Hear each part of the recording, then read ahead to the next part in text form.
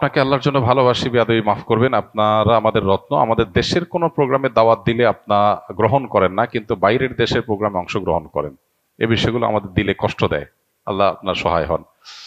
প্রথম কথা হলো যে বাইরের দেশে প্রোগ্রাম দাওয়াত দিলেই আমরা অংশগ্রহণ করি, এটা আপনি কিভাবে বুঝলেন?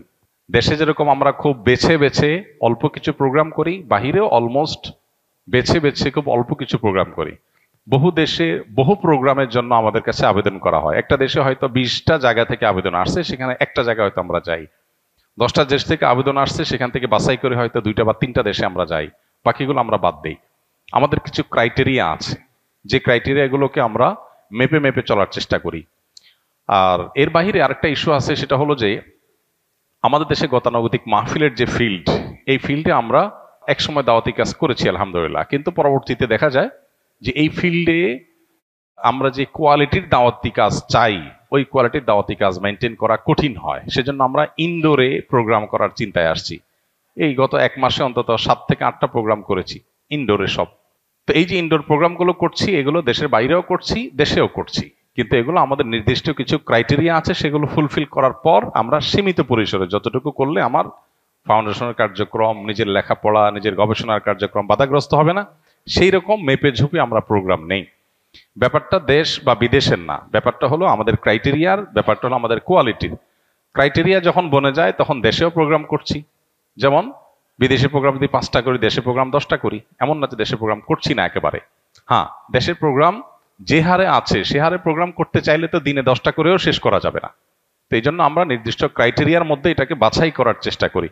মাহফিলের ফিল্ডে কাজ করার জন্য বহু বক্তা আছেন দেশে, মাশাআল্লাহ, অনেক ওলামা একরাম আছেন, তারা কাজ করছেন, সেটা কাজ দরকারও আছে। কিন্তু আমাদের মাহফিলের বাইরে অনেকগুলো কাজ আছে, যে কাজগুলোতে আমরা মনোযোগী না হলে অন্য কেউ মনোযোগী হয়তো হবে না। সেজন্য আমরা সেদিকে ফোকাস দিতে চাই, এখান থেকে কমায় আনতে চাই।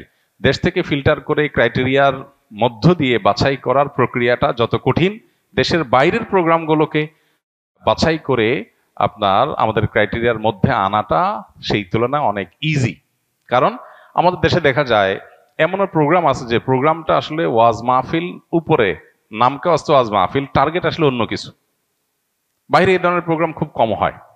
এরপর আমাদের এখানে ফিল্ডের প্রোগ্রাম বেশি, বাইরে ফিল্ডের প্রোগ্রাম অলমোস্ট নাই, সব ইনডোর প্রোগ্রাম। ইনডোর প্রোগ্রাম তো আমাদের দেশেও আমরা করি, কিন্তু খুব হিসেব নিকেশ করে, খুব বাছাই করে। অতএব ইস্যুটা দেশে বিদেশে না। আর বাইরে প্রোগ্রাম আসলেই নিয়ে নাই তা না। আপনি হয়তো 5টা প্রোগ্রাম দেখছেন ফেসবুকে, এই জন্য আপনি মনে করতেছেন সবগুলো নিয়ে নিচ্ছি, আরো 50টা বাদ দিয়ে যে 5টা নিচ্ছি, সেটা তো আপনি বুঝেন নাই।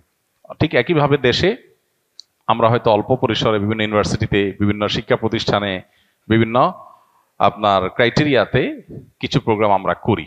হ্যাঁ, গণহারে যে দাওয়াতি কাজ সেটা আমরা করি না। মাহফিলের ফিল্ডটাতে আমরা যাচ্ছি না। মাহফিলের ফিল্ডে আমরা আদৌ যাবো কিনা, গেলে কিভাবে যাব, সেটা অনেক হিসাব নিকাশের ব্যাপার। কারণ আমাদের একটা মাহফিল করার জন্য দেখা যায় যে পরিমাণ সময় নিয়ে আমরা যাই, যাওয়ার পর দেখা গেল যে যে উদ্দেশ্যে করা হয়েছে ডিসিপ্লিন মেনটেন নাই, অনেক অসুবিধা তৈরি হয়। এসব কারণে আমরা এই ফিল্ড থেকে সরে আসছি। তো মূলত আমরা দাওয়াতি কাজের জন্য আসুন্নাহ ফাউন্ডেশন একটা অডিটোরিয়াম করেছি, প্রায় 800-900 লোক ধারণ করবে। সারা বছর সেখানে দাওয়াতি কাজ চলবে ইনশাল্লাহ। আমরা বাহিরের দেশে, দেশের বাইরে সফরগুলো দিন যত যাবে আমরা সেগুলোকে কমিয়ে আনার চেষ্টা করব। এবং আমাদের যে নিজস্ব অডিটোরিয়াম, সেখানে আমরা বিভিন্ন পেশার মানুষের জন্য সারা বছর ব্যাপী আমরা ইনশাল্লাহ দাওয়াতি কাজ করব। কারণ বাহিরে 7 ঘন্টা 8 ঘন্টা সফর করে গিয়ে একটা প্রোগ্রাম করার পরে দেখা যায় যে প্রোগ্রামটা যারা আয়োজন করেছেন তাদের উদ্দেশ্য, তাদের পদ্ধতি, তাদের ডিসিপ্লিন, এগুলোতে প্রচুর পরিমাণ ত্রুটি ছিল, দেখা যায় আমার সময়টা নষ্ট হয়েছে। তো এটা যেন না হয় আমরা সে বিষয়ে বিশেষভাবে খেয়াল করছি। আপনাদের সহযোগিতা এর জন্য আমাদের দরকার। জাযাকুমুল্লাহ খাইর। আমি প্রতিদিনের আমল সমূহ জানতে চাই, প্রতিদিন বার হিসাবে আলাদা কোনো আমল আছে কিনা। ভাইরা আমার, প্রাত্যহিক একজন মুসলমানের সবচেয়ে বড় আমল হলো 5 ওয়াক্ত নামাজ পড়া। পুরুষ জামাতের সাথে, মহিলা নিজের ঘরে খুব ধীরস্থিরতার সাথে সুন্দরভাবে খুশুখুজুর সাথে নামাজটা পড়া। দ্বিতীয়ত হলো তার আয় উপার্জন হালাল করা, কোনো প্রকার হারামের ধারে কাছে না যাওয়া। যত কষ্ট হয় হোক, যত স্যাক্রিফাইস করা লাগে লাগুক, তারপরেও সে হালাল উপার্জন করবে, হারামের ধারে কাছে যাবে না।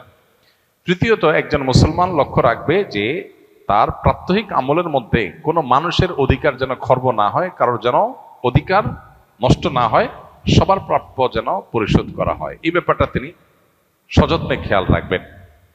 এর পাশাপাশি তিনি লক্ষ্য রাখবেন তার দ্বারা কোরআন হাদিসে যে সমস্ত নিষেধাজ্ঞা আছে, যেমন চোখের গুনাহ, মুখ দিয়ে মানুষের কষ্টের কারণ হওয়া, অন্তরে কার প্রতি হিংসা রাখা, আরো যত গুনাহ আছে এগুলো থেকে বেঁচে থাকা। এরপরে হলো নফল আমল। আমাদের দেশে সাধারণত মানুষ মনে করে নফল আমলটা সবচেয়ে গুরুত্বপূর্ণ। এই জন্য আমল বলতে মানুষ মনে করে যে ভাই সারাদিন সকালে কি আমল করব, দুপুরে কি আমল করব, সন্ধ্যায় কি আমল করব, কোন জিকির, কোন দোয়া পড়বো, কোনটা কতবার পড়বো, এগুলো নিয়ে আমাদের কৌতূহলের শেষ নাই। এটা ভালো, কিন্তু এর চাইতে হাজার গুণ বেশি গুরুত্বপূর্ণ হলো আমার দ্বারা কোনো গুনাহ হচ্ছে কিনা, কোনো অন্যায় হচ্ছে কিনা। আপনি কোনো কোরআন হাদিসের আলোকে কোনো ভায়োলেশন যদি না করেন, গুনাহ থেকে বাঁচেন, তাহলে আপনার নফল আমল, জিকির, তসবিহ এগুলো যদি কমও থাকে, আখিরাতে নাজাত পেয়ে যাবেন। আর জিকির, তসবিহ আমল দিয়ে ভরে ফেলছেন, কিন্তু আপনি গীবত করেন, আপনার অন্তরে হিংসা আছে, আপনার অন্তরে দুনিয়ার মোহ আছে, আপনি নামাজের ত্রুটি করেন, আপনার অন্যান্য ক্ষেত্রে হালাল হারামবাজ বিচার নাই, আপনি পর্দার বিধান মানেন না, তাহলে সেক্ষেত্রে এই সমস্ত নফল আমলের কোনো মানে হতে পারে না। এই জন্য দৈনন্দিন আমল বলতে আমরা এই মৌলিক বিষয়গুলো, ৫ ওয়াক্ত নামাজ ঠিকঠাক মতো পড়া, হালাল হারাম উপার্জনের ক্ষেত্রে 100% মেনটেন করার চেষ্টা করা, এবং তার পাশাপাশি অন্য যে সমস্ত বান্দার হক আছে, মানুষের অধিকার আছে, আচরণগত সব বিষয়ে মানুষের অধিকারগুলো ঠিকঠাক দেওয়া, কারোর অধিকার নষ্ট না করা, আর জেনারেলি আল্লাহর সকল গুনাহ থেকে, সকল নিষিদ্ধ বিষয় থেকে বেঁচে থাকার চেষ্টা করা। ৫ নম্বর হলো নফল আমল, সকাল সন্ধ্যার দোয়া, কোরআন তেলাওয়াত, জিকির, আজকার, তাসবিহ এগুলো সাধ্য অনুযায়ী বেশি বেশি পরিমাণে করা। তাহলে এই যে গুরুত্বের বিচারে কোনটা আগে কোনটা পরে, এই প্রায়োরিটিটা আমরা অনেক সময় বুঝি না। না বোঝার কারণে কম গুরুত্বপূর্ণ বিষয়ে অনেক বেশি সময় দেই, আবার গুরুত্বপূর্ণ বিষয়ে একেবারেই বেমালক ভুলে যাই। তো এই জিনিসটা আমাদের খেয়াল করা দরকার। মোহতারাম, আমি নাহবী মির জামাতের একজন তালিবুল ইলম। আমার জানার বিষয় হলো জনকল্যাণমূলক কাজের সদিচ্ছা থেকে অনেকেই চায় আসন্না ফাউন্ডেশনের মতো প্রতিষ্ঠান প্রতিষ্ঠা করতে। এরূপ চায়, সামগ্রিকভাবে তার মধ্যে কি কি যোগ্যতা থাকা প্রয়োজন, এখন থেকে আমার কি কি ধরনের জীবন আদর্শ অনুসরণ করা উচিত। যেহেতু নাহবী মির পড়েন আপনি, আপনার এখন কাজ হলো সারাদিন শুধুমাত্র নাউজ ওরফের গর্দান টানা, এবং আপনার কাজ হলো শুধুমাত্র কিতাবপত্র পড়া। এই বয়সে আপনি সামাজিক কাজ করার জন্য কি কি পদক্ষেপ নিতে হবে এ বিষয়ে চিন্তা না করে আপনার এখন কাজ হলো পড়াশোনাকে ভালো একটা জায়গায় নিয়ে যাওয়া। মানুষ সময়ের কাজ সময় করতে না পারলে পরে আর সেটা করা যায় না। ভালো আলেম হওয়ার কাজটা করতে হয়। আমি আসন্না ফাউন্ডেশন করেছি, আলহামদুলিল্লাহ। আমি যখন নাহমির পড়েছি তখন শুধু পড়ালেখা করেছি, আর কিছু করিনি। অতএব আপনি আমাকে যদি ফলো করেন তাহলে আপনাকে পড়ালেখা করতে হয় মনোযোগ দিয়ে, বাস। এরপর সময় আসবে ইনশাআল্লাহ যখন আপনি এসব নিয়ে ভাববেন, কাজ করবেন।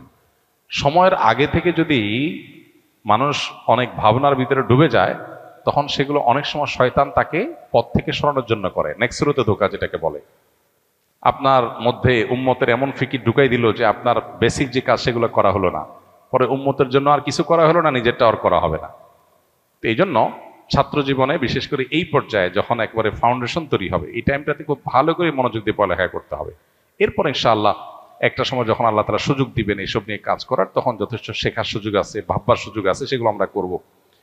আমরা সাধারণত সেবামূলক প্রতিষ্ঠান করার জন্য মনে করি টাকা পয়সা দরকার। সেবামূলক প্রতিষ্ঠান করার জন্য দরকার মানসিকতা, আন্তরিকতা, এখলাস এবং প্রচেষ্টা। এরপর টাকা পয়সা যখন যেটা দরকার হয়, আল্লাহ তাআলা যতটুকু ব্যবস্থা করবে আমি ততটুকু করব। ব্যবস্থা না করলে আল্লাহ তাআলা করবো না। টাকা পয়সার উপরে নির্ভর করে একজন মুসলমানের কোনো চ্যারিটি হতে পারে না। অনেক কাজ আছে যে কাজের জন্য টাকার দরকার নাই। আপনার এলাকাতে রাস্তাঘাটগুলো পরিষ্কার করা, এটার জন্য টাকার দরকার নেই, বা খুব বেশি টাকার দরকার নেই। এটা চাইলে আমরা উদ্যোগ নিলে করতে পারি। এই কাজগুলো যখন মানুষ করা শুরু করে দেয়, আল্লাহ তাআলা তাকে বাকি কাজের ব্যবস্থা এমনিই করে দেয়। আসন্না ফাউন্ডেশন থেকে আমরা এইভাবেই ধীরে ধীরে ধীরে ধীরে কাজ করে তারপর সামনে অগ্রসর হয়েছে। অতএব যারা কাজ করতে চান তারা এই প্রক্রিয়ার মধ্য দিয়ে আগানোর চেষ্টা করবেন।